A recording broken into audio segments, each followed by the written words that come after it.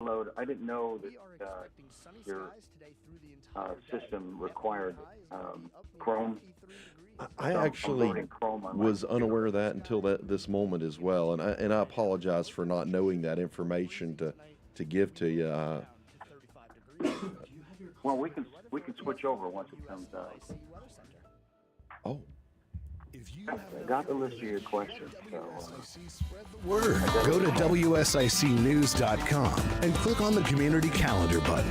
WSIC, proud to be part of your community.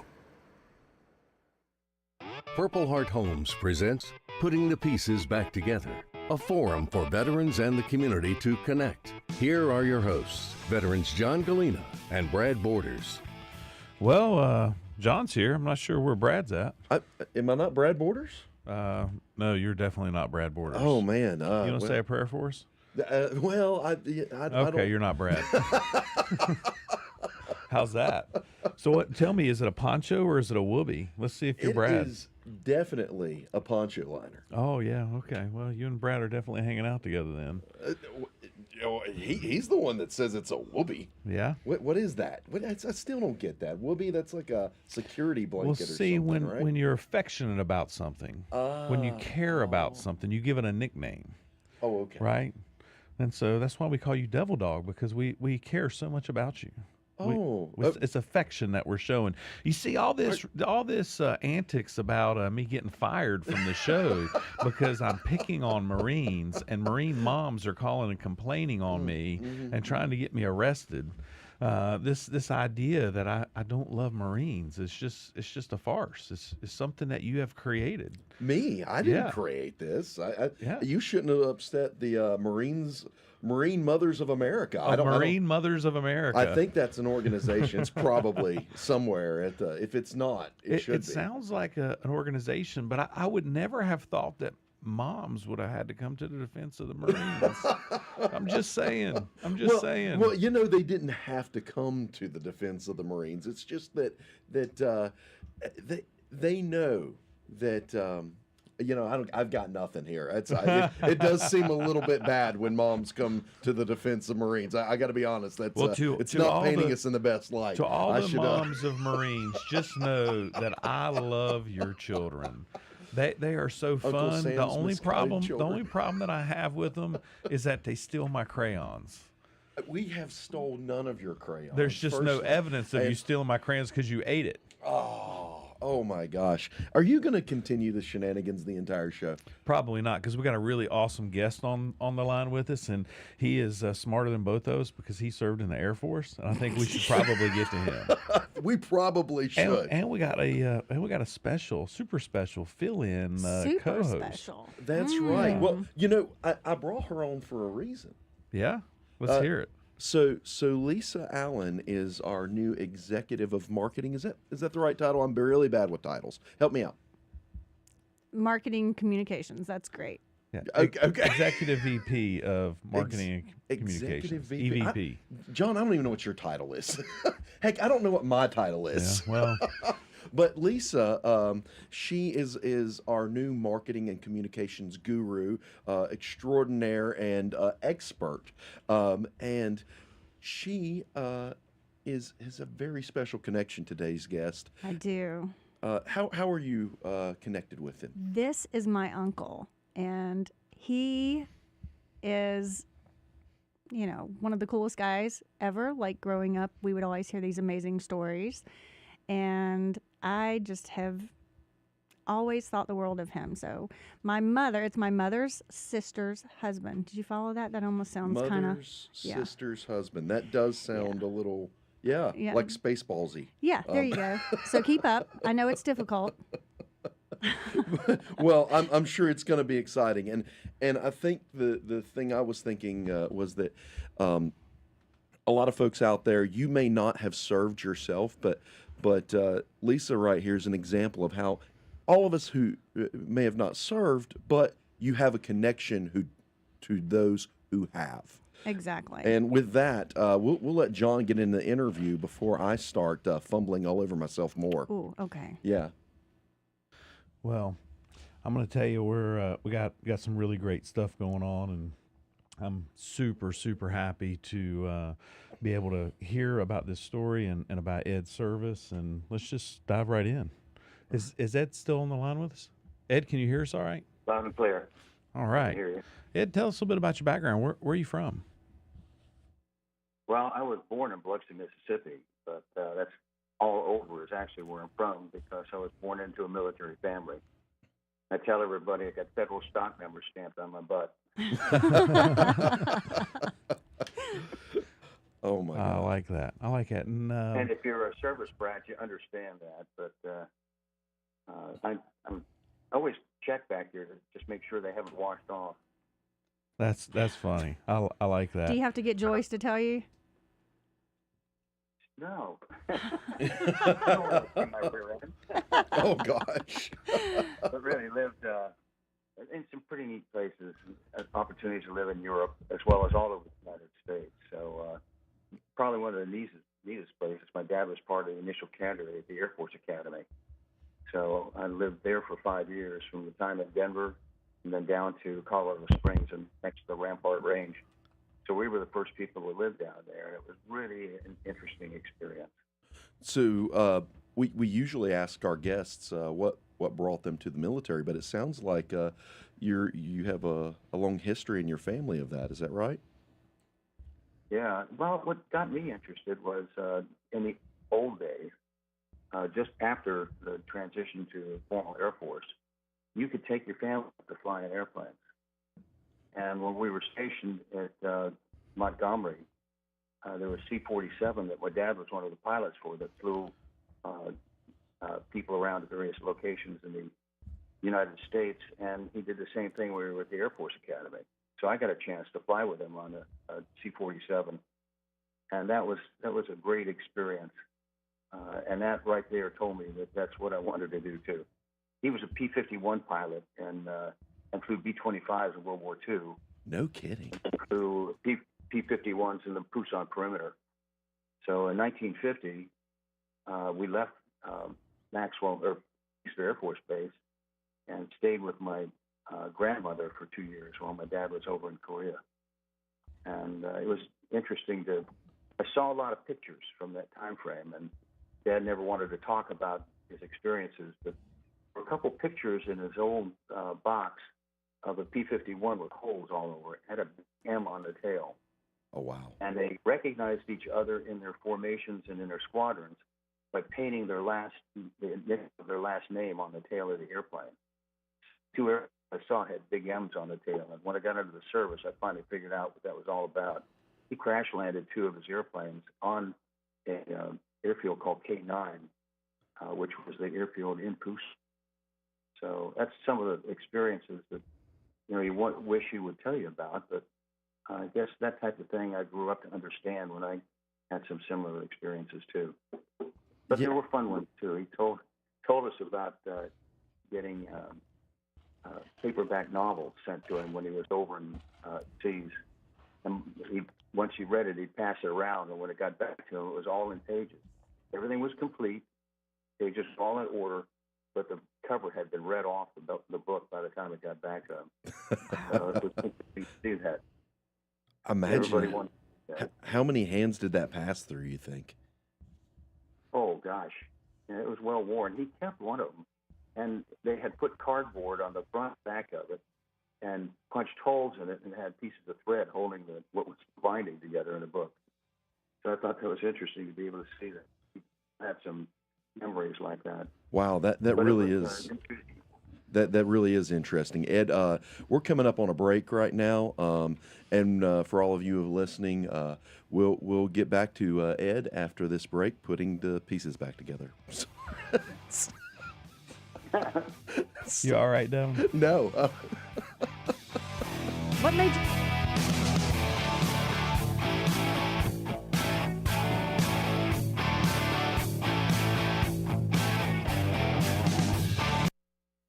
Putting the pieces back together with John Gallina and Brad Borders will return after this short break on the new 105.9 100.7 WSIC. Here is your WSIC community calendar.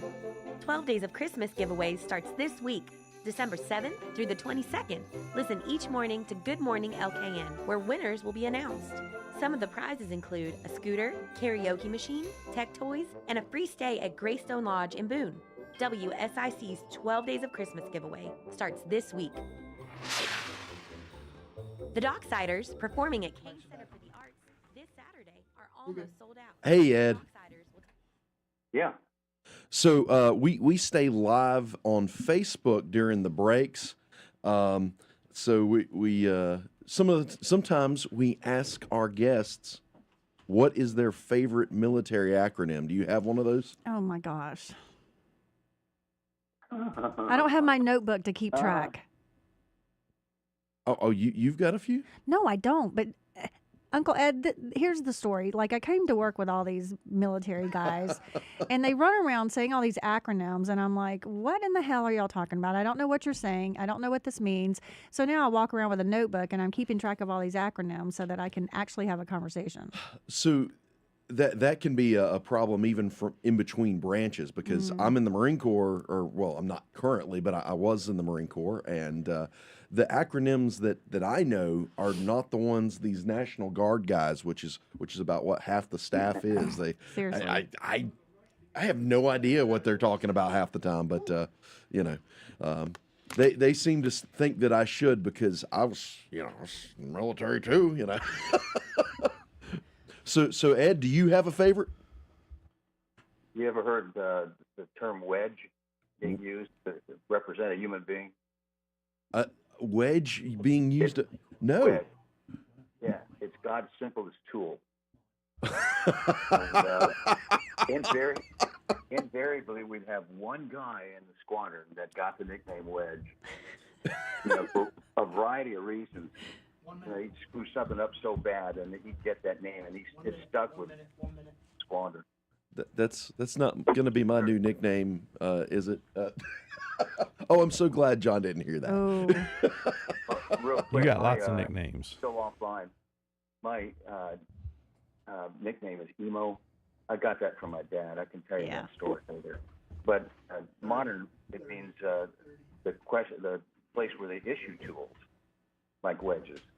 But it goes back to my dad. He was given that nickname in World War II. And when he retired, he officially gave me that name. Oh, no kidding. Oh, wow. So you got to carry on the legacy of your father. Hey, we're getting ready to go back live on the air. I apologize, but we'll have to pick it back up there. Oh, no, I understand. Yeah. Putting the pieces back together continues now. Here are your hosts, John Gallina and Brad Borders, on 105.9, 100.7 WSIC.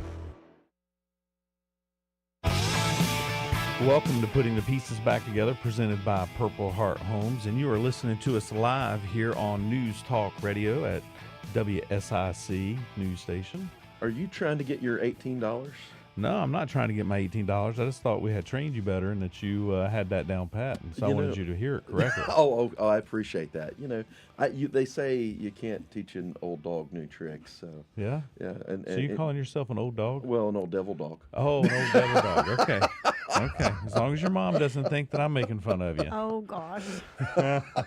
I'm getting the thumbs down by the engineer, so we better get over my dad jokes and get back to the guest. I want to get back to Ed. Yeah, I want to hear more of his story, and so Ed, as you kind of transition into the service and you start doing your training, what's somebody that's had a leadership influence on you? I mean, somebody that's retired colonel. You certainly had your fair share of leadership opportunities, but who's somebody in your career that was an influence on you?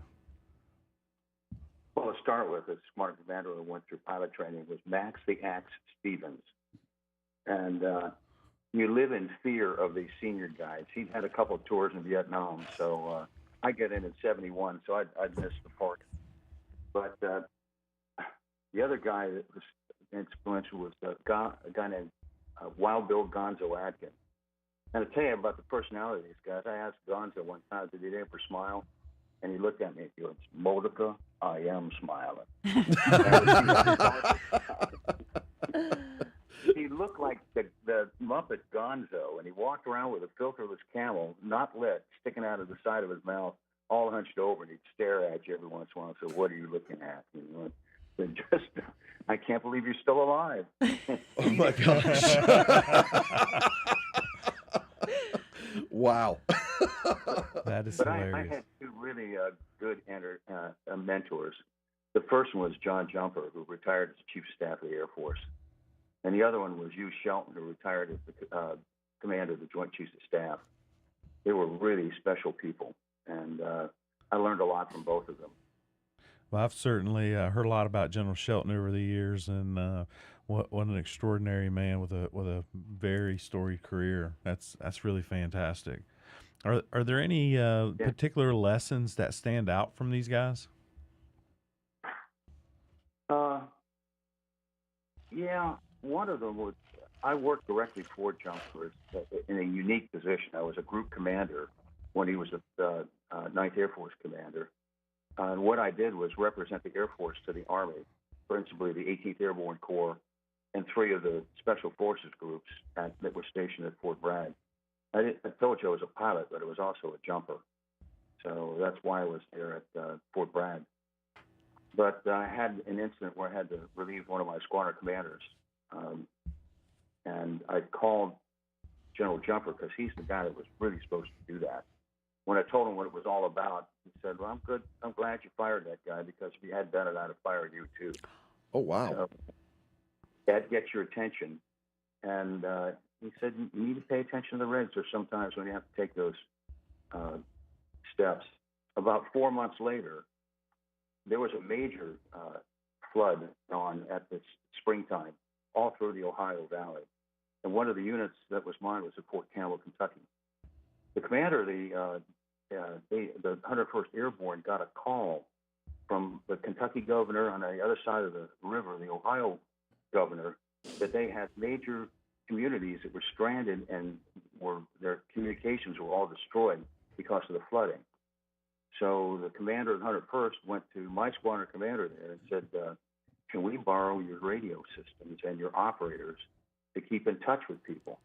Of course, this guy said yes and started helicoptering to these stranded communities, literally surrounded by flood. You're just out there sending helicopters to help out a community out in rural America during a flood.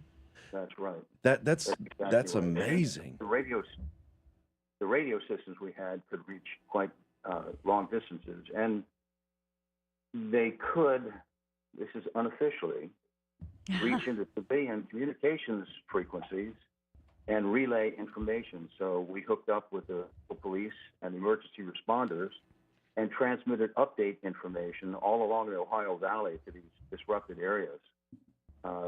And it lasted for about very successful civilian and military communication support. And then it was all over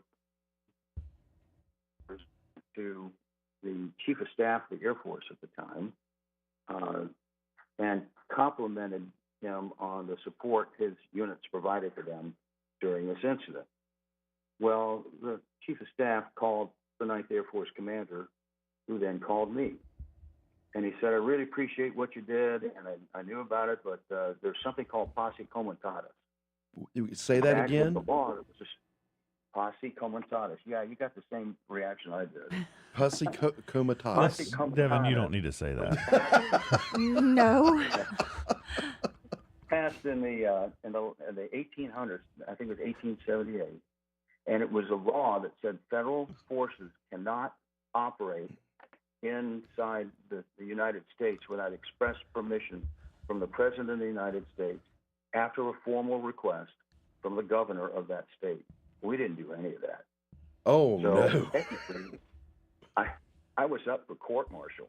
Oh, my gosh. So General Jumper said, "I want you to go over to the legal office at Fort Bragg, sit down with the legal guys over there, and have them brief you on posse comitatus. And when you get back, we're going to have a little discussion." So that lasted for about 2 hours. And I went back and he said, "I don't need a briefing from you. Just remember, the next time you do that, you better check with me first." Wow. But we got all kinds of letters of compliment and thank yous and that type of thing. And finally, the chief of staff, who really was the guy who was pushing for court-martial for me for doing that. He was kind of pushing remanded for it. Yeah. But General Jumper's the one that got me off the hook. And there was another guy by the name of Hugh Shelton who got me off the hook, too. Because he had a congressman who was a football player with him at NC State named Hefner. And Hefner went up and had a declaration made in Congress to get us out of trouble. That's really an amazing story. My gosh, I can't imagine you're out there doing good things for the citizens of the United States, and because of your good deed, you're being put up for a court martial. That's usually you would think you get a commendation or something, you know. gosh. But I Just think getting out of trouble was all I wanted. That is accommodation in some ways, right? I mean, obviously, it didn't have that big of an impact on your career as you continued to rise through the ranks.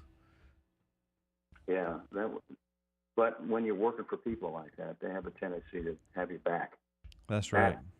That's really important when you've got people like that. wow.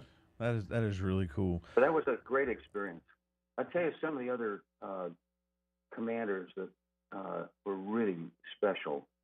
I had to do a complete reorganization of this group I was in command of. The two-star general up at Air Combat Command sat down with me and went through all the different steps to do this. What we both didn't know was that the chief of staff at the time really didn't like the way it was done. So he called me directly and said, if you don't fix what you're screwing up here, I'm going to go south on you in a New York minute. So I called General Jumper back and said, what do I do about this? He said, I'll talk to him. And he completely went through the steps we were faced with and fixed everything that this four-star general didn't really understand. The guy was I won't mention his name. You afraid he might still court-martial you? No, he's still, he was not well thought of in the Air Force. So mentioned his name, inundated with telephone calls from people that are agreeing with me. May not have to say But his that, name. I have a feeling there's a whole bunch of people listening and going, yeah, I know who he's talking about. You know, and it's But it really a was- small world, right? The connections and the relationships. It's really amazing how small of a world it is, and so we're coming up here on our next break, and just to hear a few words from our sponsors. But yeah, I'm just so intrigued by these stories. I mean, just to think of having somebody on the show that served with General Shelton. I mean, I think that's just absolutely phenomenal, and really could listen to these stories all day long. But one of the things I want to hear about when you come back is from our break is really what that reintegration was like for you. After you took the uniform off and just to kind of start to understand what your transition was like, and after a lifetime of service, what was some of the things that you struggled with, and maybe lessons that you learned from your time in service that you were able to apply, in that transition, and maybe some advice that you would share with those that are maybe facing that transition now. And a lot of times we just simply think about transition after coming home from combat, but there's so many that served for 10, 20, 30 years, maybe never saw combat, or maybe saw combat but then served for another decade or so after, and then they transitioned to civilian life. And so there's all these different variables, and we look forward to hearing more from you as we get back. And I want to see if we have to go south in a New York minute here with Devin, if he can get it right this In a time. New York minute. Hey, you're listening to Putting the Pieces Back Together. Yeah, I totally messed it up. On what station? On WSIC News Talk Now. That's perfect. You're a winner, Devin. Woo-woo. Thanks.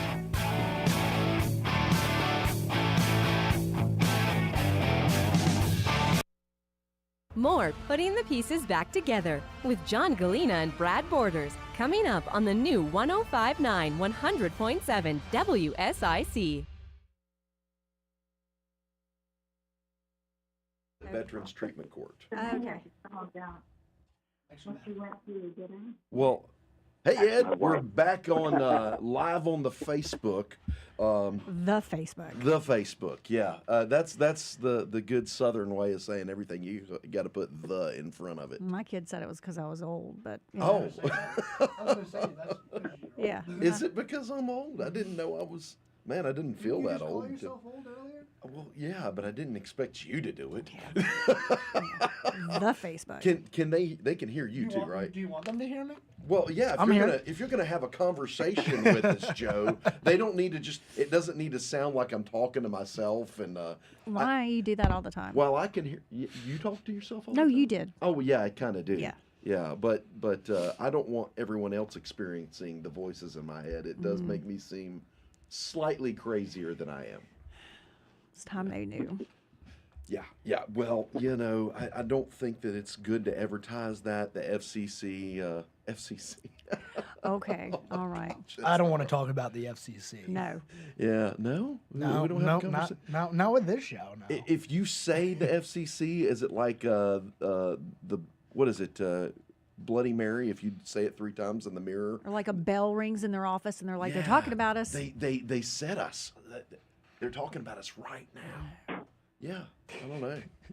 But it's okay. We're on Facebook. They can't get us here. This is our safe space. Zuck can get you. Who can get us? Zuckerberg. Zuck. Oh, yeah. Zuckerberg could get you if he doesn't like what you're saying. You like our safe space, Ed?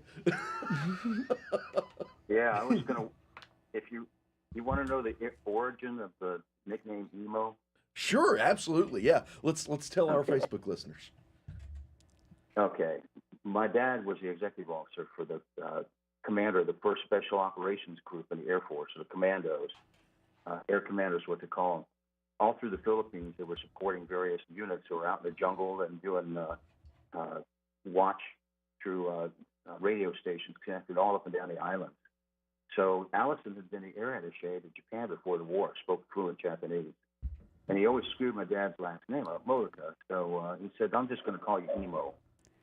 Well, that was Ed. That was his nickname for the rest of the time of service. When I was old, the Pacific, I flew into Gallina Air Force Base and was out in the town when one of my buddies yelled out, hey, Emo, come on, we're going to go this way to go to this restaurant. Well, this Japanese man came up to me and bowed to me and he said, sir, we really try to avoid speaking of negative things like that in public. I said, what do you mean? Well, emo is a slang word in our language for morning erection. Oh, my gosh. Allison knew exactly what he had hooked my dad with. I called my dad from Osaka, Korea, and I told him, you've got to be kidding me. How long did you know this? He said, ooh, who told you? Wait, so he gave you that name knowing? For 10 years. Oh, my gosh. That's hilarious. I have heard stories from him my entire life. That one I have not heard. We got an exclusive right here like on you're Putting the pretty Pieces Back corrupted Together. now, so Oh, that I'm corrupted? Terribly corrupted, yes. Oh, my gosh. you can put that one down in your book. But Don't how worry. Corrupted by these guys. Well, thanks for sharing that story with us. And thank you even more for sharing that on Facebook and rather than doing it on the radio, because I'm not really sure. Are we allowed to say morning? I think that was friendly, but we don't want to take any chances. We don't want to take any chances. I mean, this isn't the John Boy and Billy show. We got 2 strikes. Or Woody and Wilcox. Do we really have 2 strikes? No. Did you get a letter in the mail? Well, no, we keep saying we've been hiding your FCC. letter. We've been hiding it. That way you guys don't get hurt. I did. 1 minute. 1 minute. 1 minute.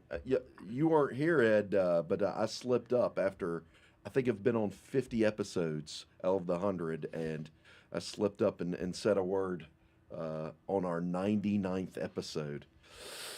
I cut it off at the end, but neither John nor Brad were here to supervise me, and I blame them for leaving me unsupervised. The child. Yeah, That's right. Everybody needs adult supervision. That's why I'm married. Hey, man, it keeps me out of trouble. I know that.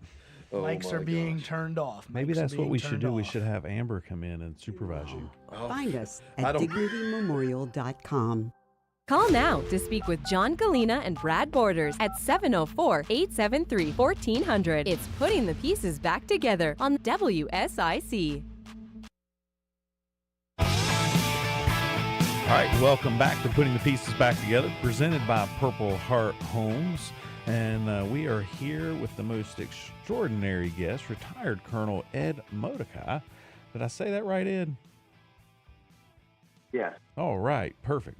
And so we're thrilled to be hearing your stories, and you've shared a little bit about where you're from, how you wound up in the service, talked about some of the leadership experiences and folks that you learned from along the way, and now we'd really like to hear about some of your reintegration experiences and what that was like for you after finishing an amazing career working with some really, really amazing leaders as well, and just hear about what some of your experience was like turning back into civilian life. Well, I went the easy route. I went to work for a defense contractor doing essentially the same things I was doing in the latter half of my career, working in contracting with data links and other command and control functions that I was directly involved in. One of the interesting parts of my not flying time was I worked as an acquisition officer at the Air Force Communications Command when it was at Bridges to Bar. I worked positioning satellite system and all the data link systems that are set up out at Nellis Air Force Base where they fly red flags. And these data link systems connect all the airplanes while they're doing the events. So when they got in line, but before you move on, what are red flags for those that don't know? it's an exercise similar to what is done in the Army with mass jumps and then setting up a command post at a simulated airfield and working through command exercises. And there's also the commander's exercise programs. I forget the acronym. But when a division goes through a training exercise that's managed out of Fort Leavenworth, it's the same type of thing. And it's but a live fire portion at Red Night, you get together and you actually go through the experience of simulated combat. Oh, wow. That's Area pretty cool. engagements, dropping live munitions, going through all the mission planning. It's a great tool that was created as a result of lessons learned from Vietnam. That if you survived your first 10 missions, you had a much better chance of surviving your time over there. Most of the people, I would say most people, a lot of the people that were shot down and either killed or became POWs, it was in their first 10 missions over there. They had no other experience other than going over there and getting shot at. Red Flag has been a huge investment that has paid in big dividends, and it showed very well when Desert Storm kicked off. So that's just like at the beginning of Top Gun where they're flying around and playing tag and such with the airplanes. Yeah, but the original Top Gun, they did a lot of things that you kind of, if they did those in the Navy and the Marine Corps, then they were really hanging it out there. We have a ceiling. For most of the pilots, it was 5,000 feet above the ground, doing air-to-air. When you're flying low doing a bombing mission, you stay low. But those maneuvers they were doing in the mountains was a little scary. I wouldn't try doing that. The second one, Maverick, is probably one of the best depictions of aerial maneuvers that I can ever remember seeing, especially when you saw them doing what was called the ridge crossings, where they they're facing the surface of the mountain, and at a certain point they start to turn and they go over the top of the mountain. That flying maneuver is designed to prevent radar contact with you because the reflected energy off the side of the mountain blanks out your airplane. And you can hide in that reflected energy for quite some time before you become exposed again. No. It's a very good maneuver. It's just the first couple times you do it, you got your bottom parts in your throat a few times. Oh my gosh. That's a lot more polite than I would have said. I'm going to have to tell you a funny story because when Top Gun came out, that was kind of high schoolish for me. And so you can all figure out how old I am now. But anyway, so my Uncle Ed and Aunt Joyce had come into town. I can't remember what it was for. I had a bunch of girlfriends over, and we were all talking about Top Gun. And, of course, they come over to the house, and I'm like, hey, girls, this is my Uncle Ed. Well, actually, Eddie is what we call him. So anyway, but for the show, Ed. And you would have thought they were like, Eddie is dark complected, very Italian. My aunt is just as gorgeous as he is handsome. So here's a stunning couple come walking in, and my girlfriends were swooning over him, thinking, "Oh my gosh, fighter pilot! Oh my God!" So anyway, there's my fun little story for the moment. Oh my gosh, a bunch of teenagers swooning over your uncle there. Yeah, I know. Oh man, I bet that was probably not as exciting as flying those planes though. No, I'm sure. Oh my gosh. So Ed,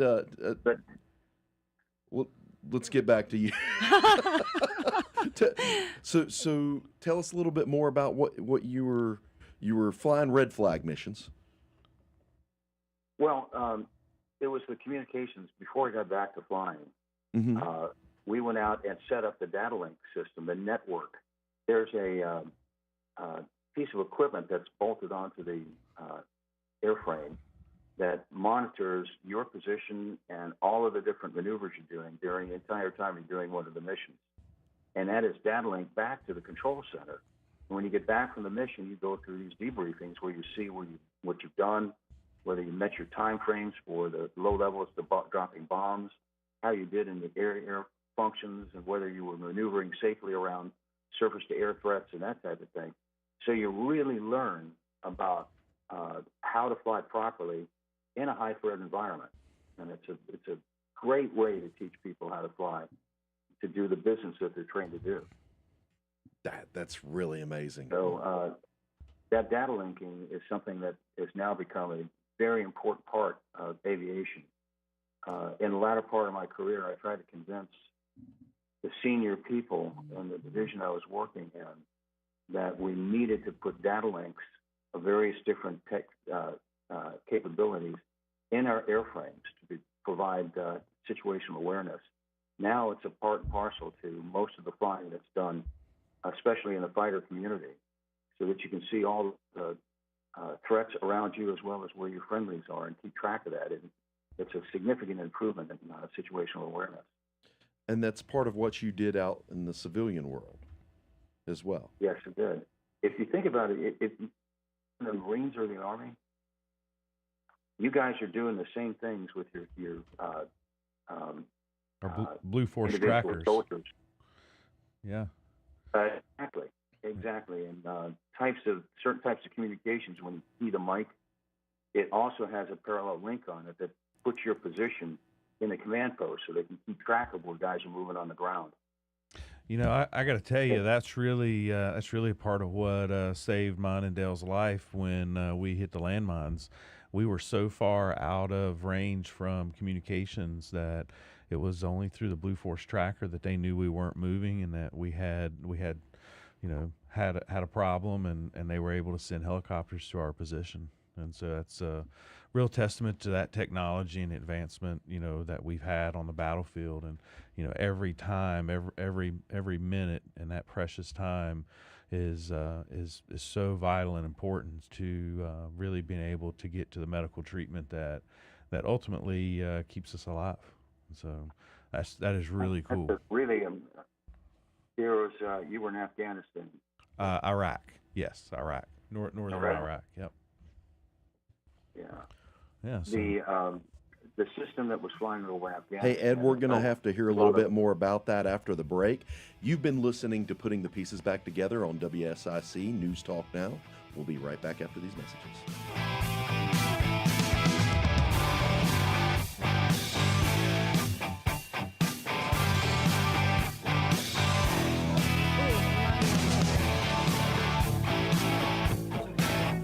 I see it. I was wondering what for now. There's more Putting the Everything. Pieces Back Together with John Gallina and Brad Borders on the way from the new 105.9 100.7 WSIC. Here is your WSIC community calendar. 12 Days of Christmas giveaways starts this week, December 7th through the 22nd. Listen each morning to Good Morning LKN, where winners will be announced. Some of the prizes include a scooter, karaoke machine, tech toys, and a free stay at Greystone Lodge in Boone. WSIC's 12 Days of Christmas giveaway starts this week. The Docksiders, performing at Kane Center for the Arts this Saturday, are almost sold out. The Docksiders will take you back to the year 1981. Their unique and eclectic tribute act of yacht rock features songs from Hall & Oates, Christopher Cross, Kenny Loggins, and more. The Docksiders, Saturday, December 9th at Kane Center for the Arts. To purchase your tickets, visit kanearts.org. Want to see more than 5 million Christmas lights at one time? The Amazing Speedway Christmas at Charlotte Motor Speedway is happening now in January. All right, Ed, you still with us? Yeah. All right, perfect. So this is our last break, and in this last segment, we'll really do a couple of things.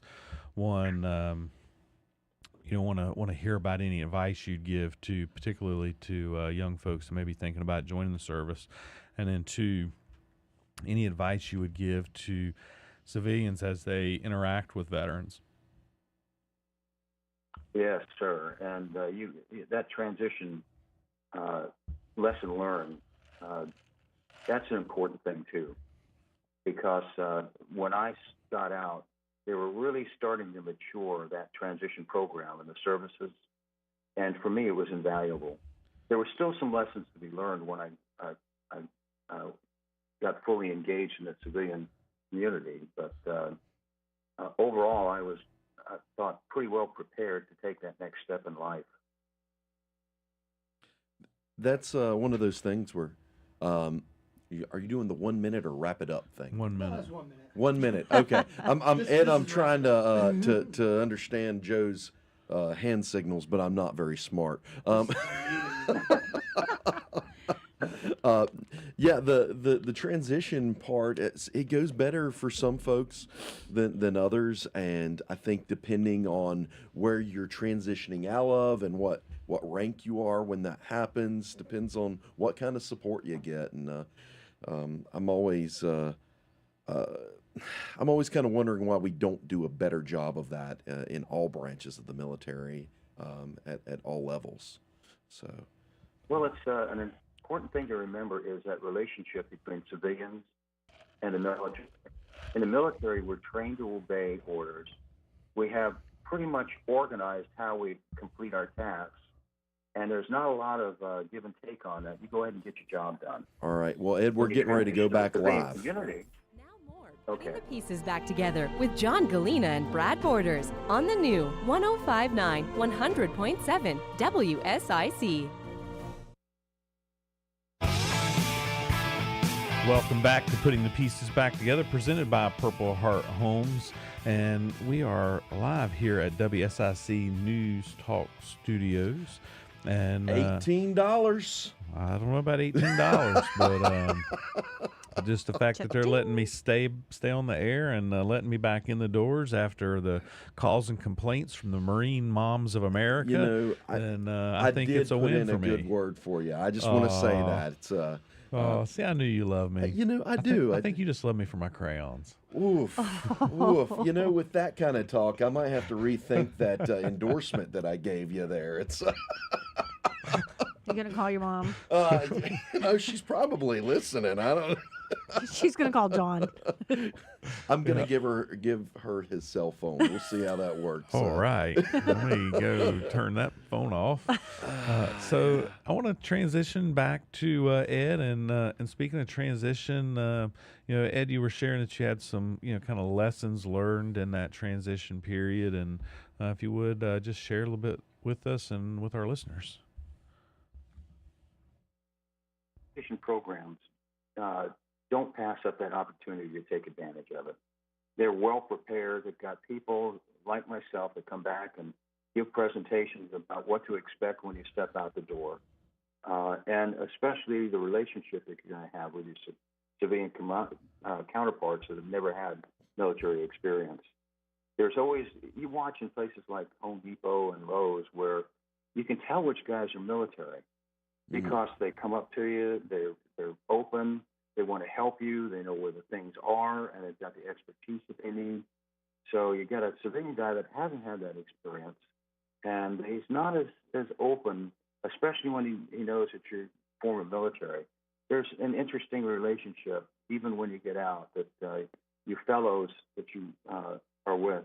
And in my experience with the defense contractor that I work for, the guys that were like me that had come out, when we were doing tasks, we get the job done because we were trained that way. And you spoke little of what you needed to do. You just knew what you had to do. Your civilian counterparts, you get yourself caught up in using your slangs and acronyms and that type of thing, and you see the off flags pop up in their eyes because you lose them. So you need to go back to civilian life and learn how to speak civilian. That's and it's an important thing to be able to communicate. That's absolutely true. Lisa's nodding her head along as you mention these acronyms and talking in slang that the civilian folks don't understand, because even though we aren't a military organization at Purple Heart Homes, we all, half of us come from the military, and so it's a little harder for those habits of us to speaking in those terms to die. And so the civilians that are there, sometimes, their eyes gloss over and they're like, what are they talking about? So they get to experience that. Taking notes. Yeah, sometimes that slang, the vernacular, oftentimes gets a little stressful for folks, right? And we have to kind of streamline it a little bit more and help people, understand some of what we're saying and share with them some of the meanings and in some ways the intent of what we're saying as well, right? People can misconstrue things that we say as maybe aggressive or maybe too forceful or maybe even rude in some ways, but the directness in the military is so appreciated. It's just cutting through the how you might say I won't say red tape. It's not red tape, but there's no need to have any fluff. Just say it. Right, yeah. We just want to get to the point. And obviously you can't just cut through it here on the radio because maybe you can't really say that live on the air. What is that? Bluff? Isn't that your... Fluff, your, yeah. No, your bluff. your acronym. Yeah, bluff, bottom line up front. And a lot of times, yeah, it sounds like you know that one, Ed. Yeah. Get to the punchline and do away with the fluff. Yeah, that's absolutely right. Yeah. So Ed, as we start to wind down the show here, what would you share with some bright young minds that would be listening, that would maybe be considering joining the military? Well, the technologies now are all turning toward digital communications, equipment, the encryption of things. A person that does cryptology or works in crypto for communications can pretty much write their ticket when they step out the door, because banking, hospitals, major universities are all screaming for people with crypto background and electronics, people that have worked in local area networks and computer design and installation, and that type of thing are in such high demand in the civilian life that you get your certifications in the military and people will actually come looking for you. You may even not even have an intent to get out, and somebody starts holding big bucks up in front of your nose. But the thing I would say to those people that want to get in, what you get out of the military is invaluable. The camaraderie, the training, the discipline, all the things that will last the rest of your life. If you make it a career, now 15 years or even 20, the extra benefits are just irreplaceable, like lifelong medical support. That is, I can't say enough about that.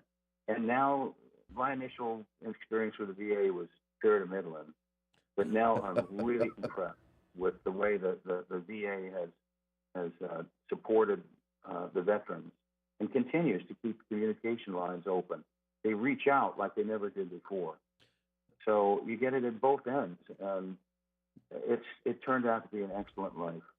That's true, and there are so many more services out there now for veterans, whether they be from the VA or from organizations like ours, Purple Heart Homes. Which, by the way, if you want to support Purple Heart Homes, visit our website, phhusa.org, so we can continue our mission of helping disabled and aging veterans with housing needs. And so, Ed, just one last question for you here as we wind down, and we'll give Lisa the last word here. She brought you on as a guest, and we're so thrilled to have you. And just, I first want to say too, in closing, just thank you so very much for your service. What an amazing career, and thank you for being willing to share some with us here on the show. But what advice might you give to members of the community as they find themselves interacting with men and women that have exited or left the military and starting their reintegration process? It's interesting because I have a friend of mine that owns an architectural company that asked me that question, because he's got a guy that has PTSD. But that's just one of the areas where you can go online and find out where you can go get counseling yourself, where you can get information to support your retiree or guy that's got out of the service with certain types of limitations. But the breadth of support right now is just amazing. And he asked me to lay out a whole bunch of information for him, and it set him up with contacts and some counseling for some of the supervisors that work with this individual, so that they would get a better idea of what to expect and how to handle the situations when they come up with this guy. And it's already proven its value. I got a call from him a couple of days ago that told me how much he appreciated the information that I provided to him. But I tell anybody in the civilian community with that background, just be patient. There's a lot there that you can get from this training for yourself, as well as some of the things that can be done for the vet as well. That is awesome, and thank you for putting that out there. Lisa, what are your final thoughts? I just want to say how proud I am to know that I have this wonderful person in my life, Ed, who brought so many fun stories to us growing up, and funny stories, serious stories, things he couldn't tell us even, but to be able to have a closer understanding of what the men and women of our military branches are doing every day, and now to be a part of Purple Heart Homes, it's such a blessing and amazing. And we are certainly very thankful to have you. We can already see all the good things you're doing. I'm not just saying that because you're my boss. I was going to say, go ahead and you want to pay me some money now? So, Lisa, did I just hear Devin say that you've got a secret stash of crayons hidden in your desk that you're bribing him with? How did you know? Well, I know Devin very well. Great. Now his mom's going to call me, too. Oh, my gosh. Well, God bless you all, and have a Merry Christmas. Oh, God bless you. And thank you so much. We hope you have a Merry Christmas as well, you and your entire family. And just again, thank you for your service. And we hope to maybe get to meet you in person one day. Occasionally, we get down south to be able to do some projects, and we got a great community down there. Hey, and we'll be back next week for a brand new show on Putting the Pieces Back Together, presented by Purple Heart Homes on WSIC. K-Bar Soap is going to be on this show. K-Bar Soap. And so I wonder, did your mom ever make you eat soap for that filthy crayon mouth? Oh, my gosh. Wow. Crayons and You got to soap. end it that way. Hey, you've been listening to Putting the Pieces Back Together.